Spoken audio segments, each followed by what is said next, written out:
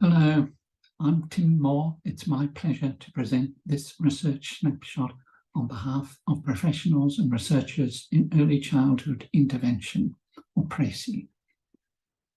I'm here on Boon Wurrung country, and I acknowledge the traditional custodians of this land and pay my respects to their elders past, present and emerging. Today we are discussing Janine Swalwell and Louise McLean's 2021 paper on piloting the pyramid model in Victorian schools. Janine Swalwell, who died suddenly in May last year, was a great champion of early childhood intervention over many decades and was in the final stages of her PhD when she died. Dr. Louise McLean is a senior lecturer at the School of Educational Psychology and Counselling at Monash University and was Janine's PhD supervisor. PRECI chose this article for its first research snapshot, both to honour Janine's contribution to the early childhood intervention field, but also because of the great potential of the pyramid model in enabling more effective ways of meeting children's social-emotional needs in preschool settings. So what is the pyramid model? It's an evidence-based early educational framework designed to promote young children's social-emotional behavioural learning in mainstream early childhood programs. It was developed in the US, and it provides a graduated or tiered framework of evidence-based teaching strategies and resources which help early childhood teachers promote the social-emotional behavioural development of all of the children in their classes, but also includes progressively more intensive strategies for those children who have additional needs. The model has been extensively implemented and evaluated in the US, but hadn't been tested in Australian preschool settings until this study.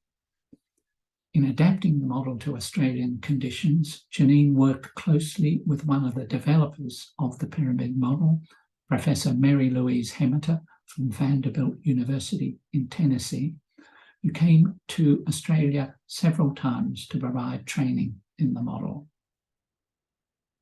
So what questions were they investigating? First, the researchers wanted to know to what extent did teachers who were trained and coached in the model implement it with fidelity? Were they able to consistently apply the strategies? Secondly, did implementation fidelity increase over time, and was this increase sustained?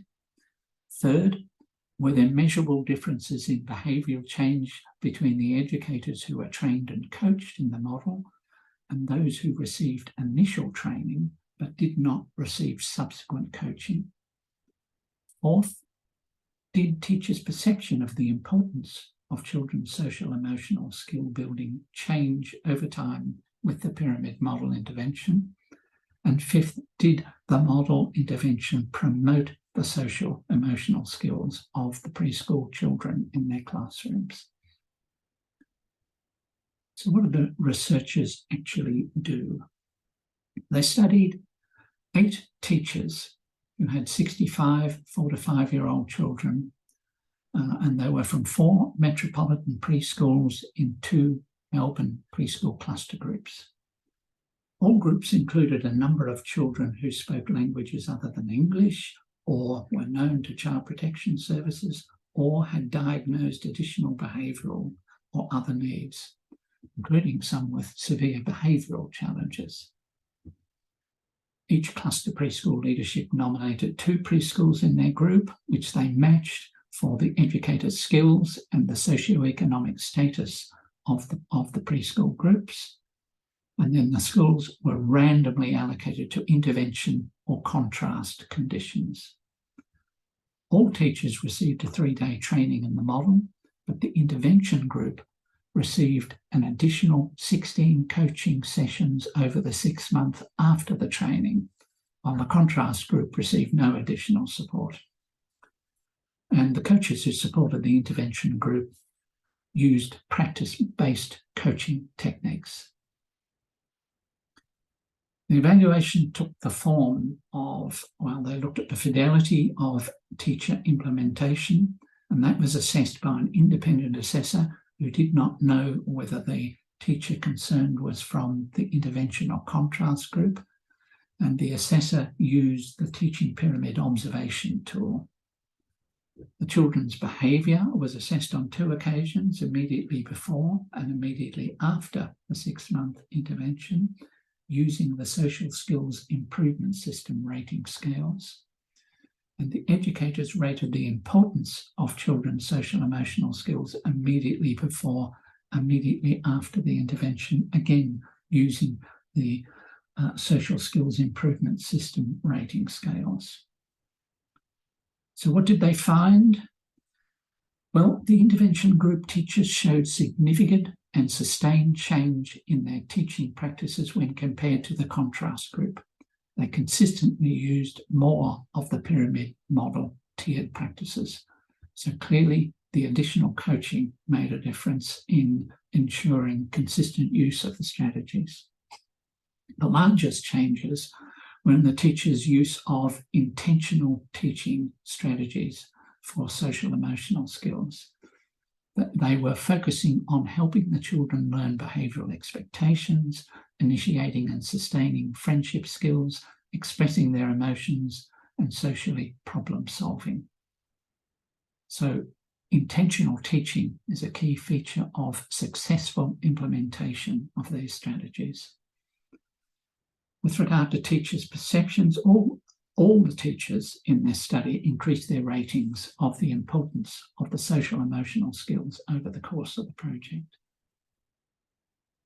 What about children's development? Well, after 6 months, all of the children were rated as having made progress, as you might expect. They would make progress with age, but the intervention group teachers reported significantly more progress in their children.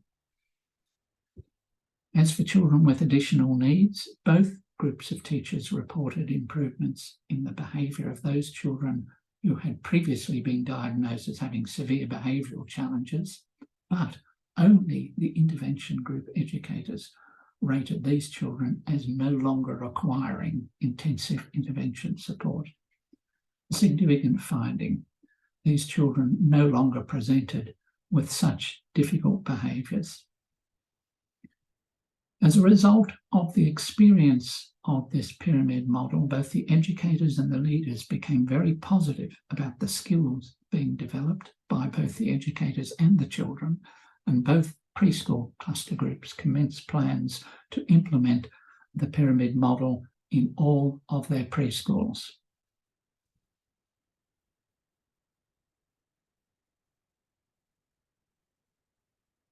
So how can you use this research?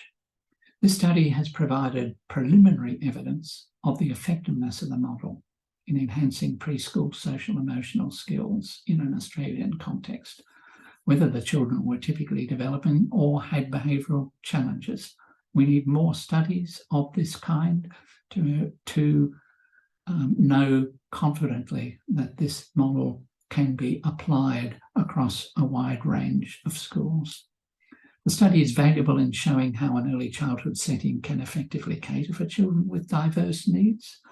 This is very important for children, young children with developmental disabilities and other behavioural problems. And the study also indicates that training without follow-up practice-based coaching is insufficient to produce significant and lasting change. So where to from here?